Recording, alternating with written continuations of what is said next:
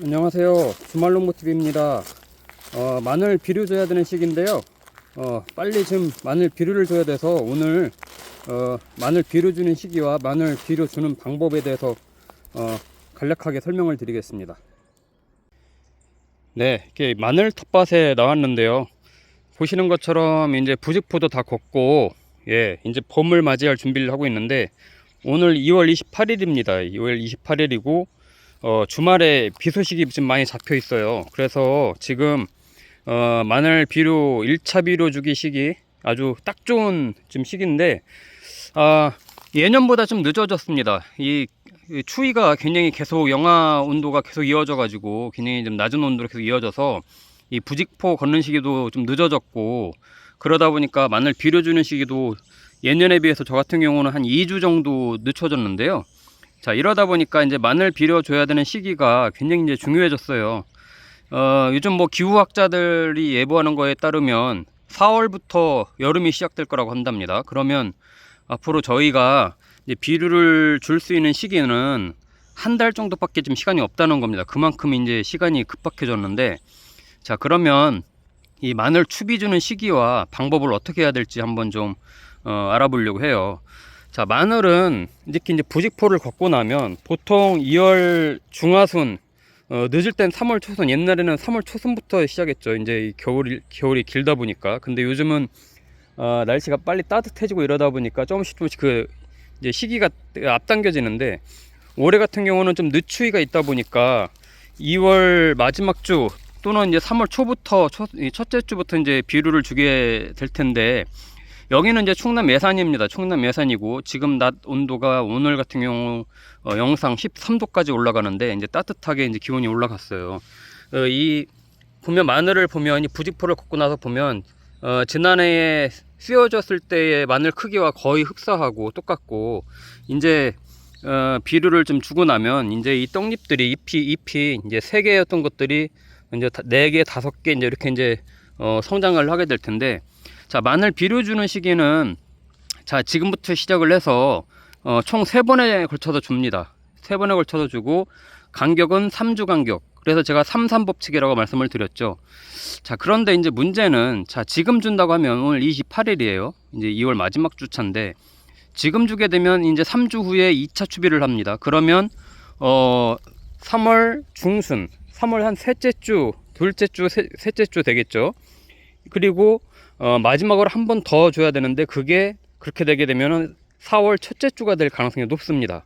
자, 그러면 그거는 이제 날씨를 좀 보면서 이제 판단을 해야 되는데, 보통 그렇게 해서 세 번에 걸쳐서 주거든요. 그게 정상인데, 4월 달에 급격하게 온도가 올라간다 그러면은 저는 2번만 주려고 합니다. 예, 올해는 2번만 주고 4월 달에 마지막에 주는 거를 생략을 하려고 해요. 왜 그러냐면, 기온이 이제 많이 올라가면 말 그대로 이제 고온 현상이 생기죠. 고온 현상이 생기면 마늘들이 이제 정말 이제 급속도로 자라는데, 그만큼 이제 병충해도 많이 생기게 되고, 또 이제 벌마늘이 이제 많이 생기게 될 가능성이 큽니다.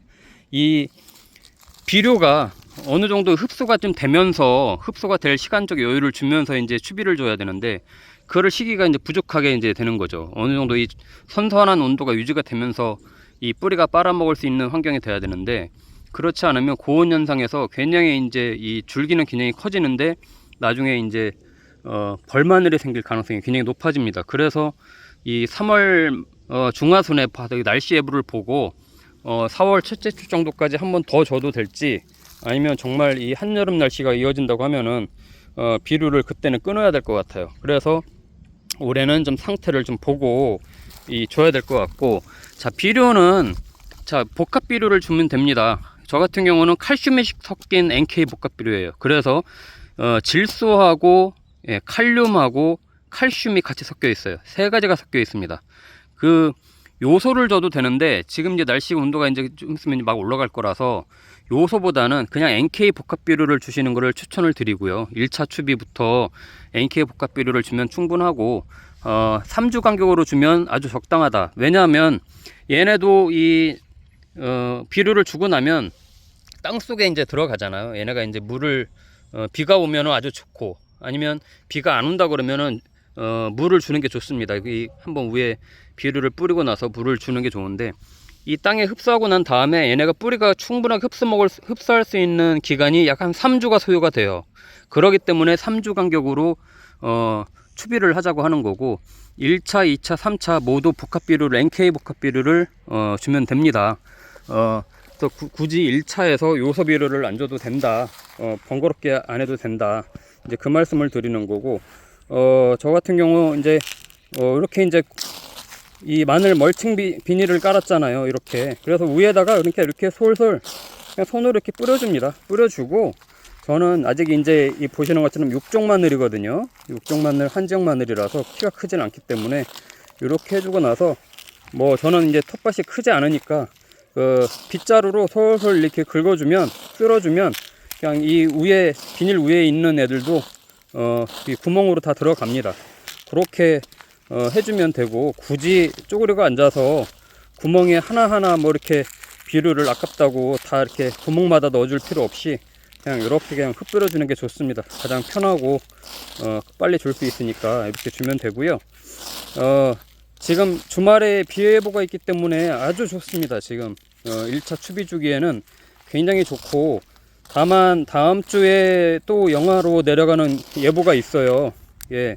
여기도 충남도 영하 한 보니까 예보를 보니까 아침 기온이 한 영하 4도 정도, 이 정도 이렇게 잡혀 있던데, 낮에는 조금 영상으로 올라가고, 뭐 그 정도면 뭐 이제 동해를 입을 정도는 아니기 때문에, 예, 그 며칠만 참으면 또 굉장히 또 온도가 더 팍 올라갈 거라서 지금 1차 비료를 주는 게 아주 좋다고 생각을 합니다.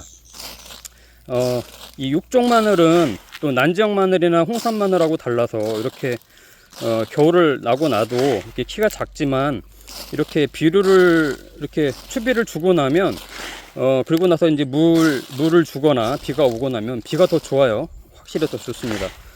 그러고 나면 굉장히 성장이 빠릅니다.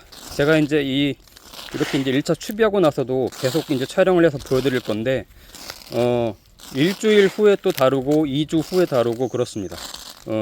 이 떡잎이 나오는 속도가 이제 중요한데, 이제 제일 중요한 건 떡잎이 언제 정도에 얼만큼 나오느냐 중요한데, 지금 저 같은 경우는 딱 보니까 한 3잎 정도 나왔어요. 잎이 3잎 정도 나왔는데, 아마 2주 후 정도 되면 이제 4개 정도는 거뜬하게 될 것 같아요. 그래서 이제 육종 마늘은 충남 같은 경우는, 저 같은 경우는 한 6월 중 하순쯤에 이제 수확을 하니까, 예, 앞으로 남은 기간이 4개월이 안 되는 기간 정도가 남은 건데, 지금부터 관리를 잘 해야 됩니다. 지금은 이제 제가 추비 때문에, 가장 중요한 건 추비기 때문에 이렇게 추비를 합니다만은, 비료를 주고 나서 저도 이따 또 토양살충제를 한번 뿌려줄 거예요.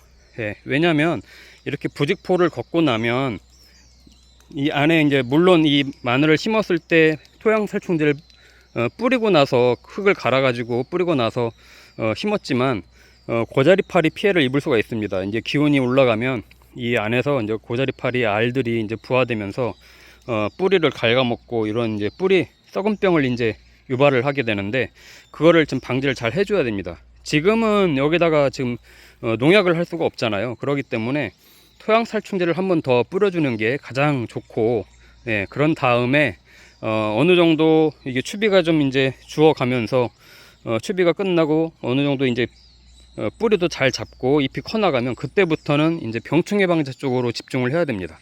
예, 이 고온이 계속 지속되면 굉장히 습하거나 이럴 때, 특히나 이 뿌리 썩은 병이 굉장히 번지는 속도가 크고, 또 제가 이제 이 칼슘이 섞인 복합비료를 주는 이유는 잎마름 현상을 없애기 위해서예요. 이 칼슘이 부족하면 항상 이 마늘은 잎이, 끝잎이 마릅니다. 이 끝잎이 말라가면서 나중에 시들시들하게 되거나 더 크질 않고, 그러다 보면 광합성이 떨어지고, 그러다 보면 뿌리에 나중에 이제 알이 차는 그 영양분으로 가야 되는데, 그게 이제 잘 안 돼서 알도 작고 잘 안 크는 경우가 있거든요. 그래서 그런 잎마름 현상을 없애기 위해서 이제 칼슘이 섞인 NK 복합비료를 저는 이렇게 주고 있습니다. 그러면 나중에 칼슘제를 다시 안 뿌려줘도 돼요. 그 농약으로 다시 칼슘제를 연면 시비하거나 이럴 필요 없이 미리 이렇게 칼슘제가 섞인 복합비료를 주면 아주 좋습니다.